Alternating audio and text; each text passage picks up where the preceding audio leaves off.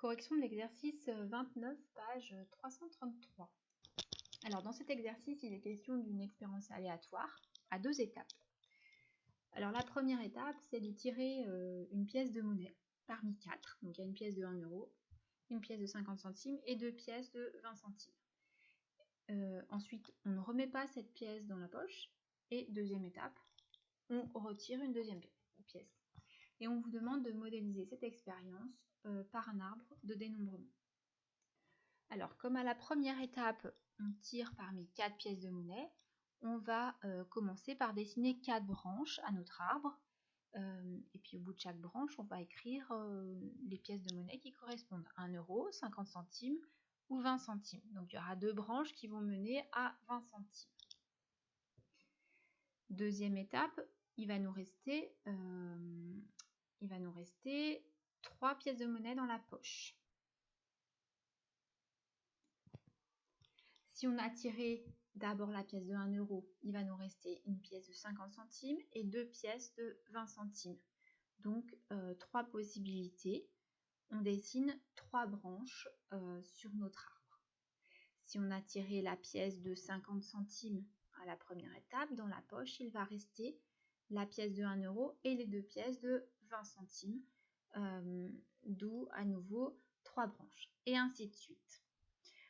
Au total, on remarque qu'on a 4 x 3, c'est-à-dire 12 issues, 12 événements élémentaires qui sont équiprobables. On peut maintenant passer au calcul de probabilité. Donc l'événement A, ce sera les 2 pièces sont identiques. On n'a pas le choix dans ce cas de figure, il va falloir que les 2 pièces tirées soient les 2 pièces de 20 centimes. Donc j'ai représenté en rouge sur l'arbre les 2 chemins qui correspondent, qui mènent à qui réalisent cet événement. Comme on a 2 chemins, deux issues parmi les 12 qui correspondent et qu'on est dans un cas d'équiprobabilité, on va pouvoir affirmer que la probabilité de l'événement A vaut 2/12. Ensuite, on simplifie la fraction, on obtient 1/6. Vous ne pouvez pas donner de valeur décimale à ce nombre, puisque je vous rappelle que 1/6 n'est pas un nombre décimal.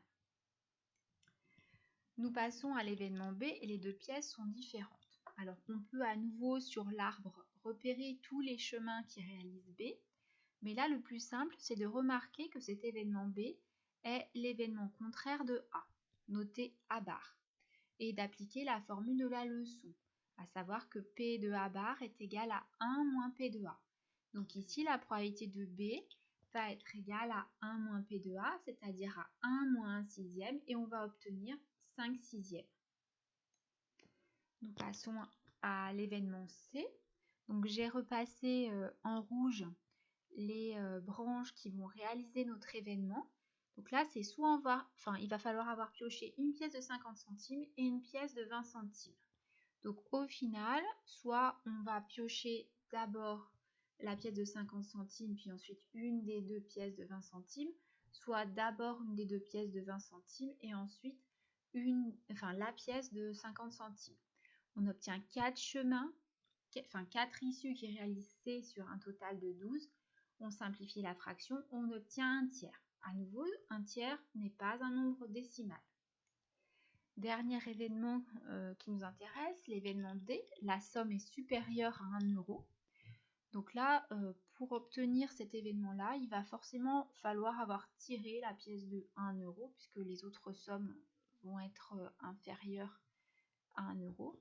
Donc, soit je l'ai tiré dès la première étape, et ensuite, peu importe la pièce que je vais tirer, soit si j'ai tiré une des autres pièces, je tirerai la pièce de 1 euro à la deuxième étape. Au final, je vais obtenir 6 chemins parmi les 12. Donc la probabilité de D va être égale à 6 divisé par 12. Je simplifie la fraction, on obtient 1/2. On pourrait l'écrire sous forme décimale puisque c'est le nombre 0. Ce nombre s'écrit aussi 0,5.